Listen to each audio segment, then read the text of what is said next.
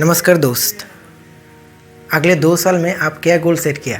कुछ नहीं, time pass करने का गोल सेट किया। अगर ऐसा आंसर है आपके पास तो इस वीडियो को छोड़। गोल तो सभी के पास है, एक फेरी वाला और एक डब्बा वाला के पास भी है, लेकिन 90% लोग गोल को पूरा नहीं कर सकते। तो इस वीडियो में मैंने बात करूँगा कैसे एक गोल को एक बेहतर तरीके से पूरी कर सकते। यहाँ पर मैंने 2 फेमस फार्मूला के बारे में बात करूँगा।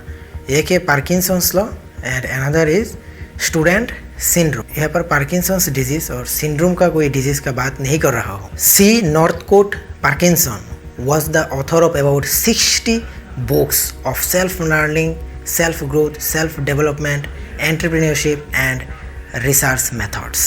तो पार्किंसंस लॉ कहता है work expends so as to fill the time available for its completion। इस लॉ का हिंदी मीनिंग है एक काम को पूरी करने के लिए आप जितना टाइम सेट किया उतना टाइम में ही आपका गोल पूरी हो सके, अगर आप कंसिस्टेंटली कर सके। मान लो 200 पेज का एक बुक आप 10 दिन में पढ़ना चाहते हो तो आप 10 दिन में ही पढ़ सकते हो। तो इस तरह का टाइम अगर आप नहीं सेट किया तो 1 महीने 2 महीने भी लगेगा इस बुक को पढ़ने के लिए। अगर आप 200 पेज का एक बुक एक दिन में पढ़ना चाहते हैं तो ऐसा नहीं पॉसिबल होगा। तो बहुत स्टूडेंट ऐसा ही करते हैं एग्ज़ाम के टाइम। तो इस फॉर्मूला को आप अप्लाई कर सकते हो किसी भी गोल को पूरी करने के लिए।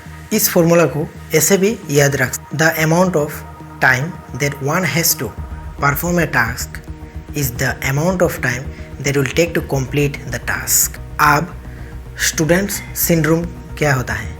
Student syndrome refers to a planned procrastination.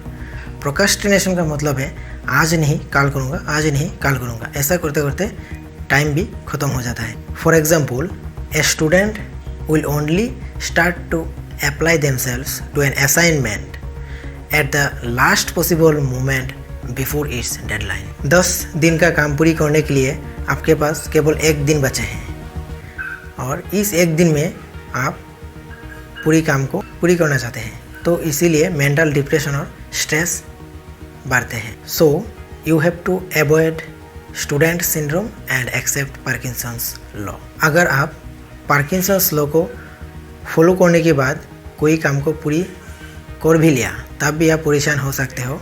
अगर आपको डिजायर्ड रिजल्ट नहीं मिला तो आप ऐसा डिप्रेशन और नेगेटिविटी से कैसे बाहर आ सकते हो? तो भगवत गीता की कर्मयोग की एक श्लोका आपको एक दिशा दिखा सकते हैं जो दुनिया की सबसे सर्वोत्तम है। चैप्टर 3 कर्मयोग, श्लोका 19।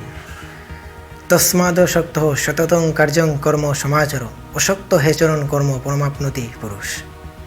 भगवान श्री कृष्ण का इस उवाच का हिंदी मीनिंग है कर्म फल पर अनासक्त होकर अपने कर्म पर ध्यान दो। अपने कर्म को पूरी करते रहे। कर्म पर तुम्हारा कर्तव्य है, कर्म फल पर नहीं। कर्म फल तो भगवान देता है। तो जब जब डिप्रेशन और स्ट्रेस में चली जाती हो तब इस वीडियो और इस श्लोक को याद कर सकते। अगर आप 1 घंटा की एक थ्योरी या फिर आंसर को आधी घंटा में सीखने का टेक्निक जानना चाहते हो तो कमेंट कीजिए और मेरे चैनल पर सब्सक्राइब कीजिए। And if you want to help your friends simply share the video. Thank you so much.